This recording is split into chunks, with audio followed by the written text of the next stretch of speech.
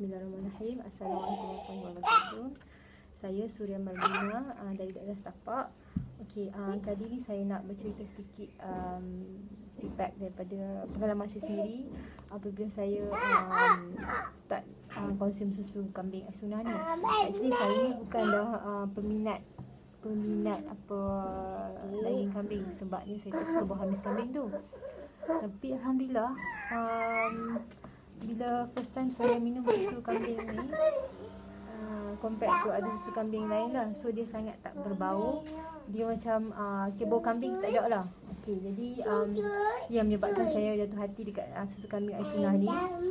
Okay, sebab itu adalah pengalaman pertama saya bila saya start rasa susu dia.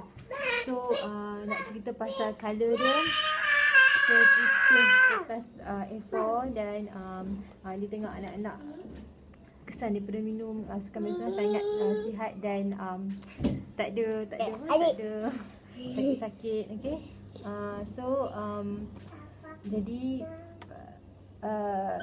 dan juga adik saya pun yang dia tengah menyusu baby, dan saya pernah tanya dia lah macam mana dengan feedback minum susu ni. So dia kata alhamdulillah sangat susu, dia tambah susu badan dia. Jadi minum susu, kesan daripada minum susu kambing Asunah ni menambahkan susu badan adik saya lah. Sebab sekarang ni dia tengah baby dia tengah baru 8 tahun 2 bulan. So memang nampak lah kesan dia, susu tu susu badan tu jadi lagi memang kulit saya perasan semakin flawless, semakin cerah, and memang happy, husband pun happy, kita pun happy kan.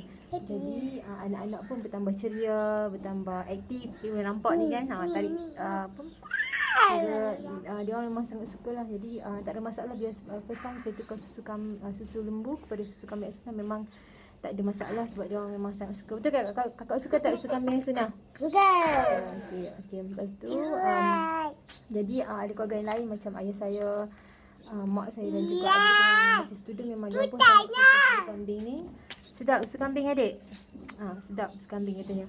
Okey, memang feedback yang sangat positif. Adik saya yang masih belajar tu, dia kata memang bertenaga, tak ada masalah, mengantuk sangat dah. Dan anak-anak ni pun memang senang nak kejut bangun pagi lah. Sebelum tu agak susah sikit nak bangun pagi. Sekarang nak pergi sekolah memang senang sikit lah. Nak kejut dia. Okey, lagi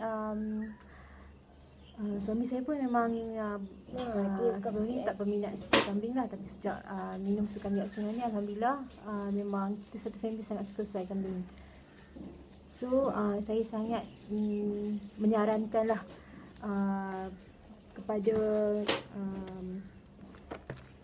kawan-kawan di luar sana, cubalah susu kambing Asunah, especially siapa yang memang tak suka bau hamis kambing tu. Macam saya lah, saya memang tak makan langsung daging kambing, tapi once you try susu kambing Asunah ni, anda akan jatuh cinta dengan susu kambing Asunah sebab dia memang lain daripada lain, dan bila rasa tu sangat creamy dan fresh. So dia macam it's different lah. So it's a mesti cuba this product susu kambing Asunah. Okay, so akhir kata daripada saya, minuman sunnah satu amalan, dalam sunnah ada kejayaan. So cuba.